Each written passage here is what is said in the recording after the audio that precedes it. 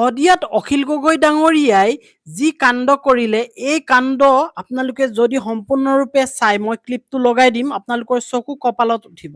হয়, যিখিনি সময় ৰূপজ্যোতি কুৰ্মীয়ে খেদা মাৰি আহিছে অখিল গগৈক মাৰিবৰ কাৰণে, আৰু সেই দুখ ঢাকিবৰ কাৰণে অসম চৰকাৰে যেনেকৈ বিভিন্ন ধৰণৰ কুচকাৱাজ কৰিছে, বিভিন্ন ধৰণে কেছ দিছে, ক'ৰবাত সাংবাদিকক জেলত ভৰাইছে সেই দুখটো ঢাকিবৰ কাৰণে, কিন্তু তেনে সময়তে অখিল গগৈয়ে শদিয়াত আহি কি কৰি আছে আপোনালোকে গম পালে আপোনালোকে আচৰিত হৈ পৰিব। মই ক্লিপটো লগাই দিম, কিন্তু আপোনালোকে জানি লওক বৰ্তমান সময়ত অখিল গগৈয়ে তেওঁৰ ৰাইজৰ দল সংগঠিত কৰিবলৈ যথেষ্ট কষ্ট কৰি আছে, একত্ৰিত কৰিছে ৰাইজক, আৰু তেখেতে জনসাধাৰণৰ মাজত সোমাই পৰিছে, প্ৰকৃততে এজন জনসাধাৰণৰ প্ৰকৃত ব্যক্তি।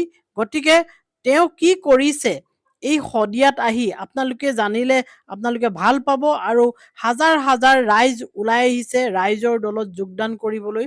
কাৰণ এই ফটোত চাওক কিমান হাজাৰ হাজাৰ ৰাইজে একেলগে শ্লোগান দিছে। কিন্তু আপোনালোকক এই ক্লিপটো মই এতিয়া লগাই দিম, আপোনালোকে চালে গম পাব প্ৰকৃততে অখিল গগৈয়ে প্ৰকৃততে কি কৰি আছে শদিয়াত আহি। এয়া চাওকচোন, মই লগাই দিছোঁ।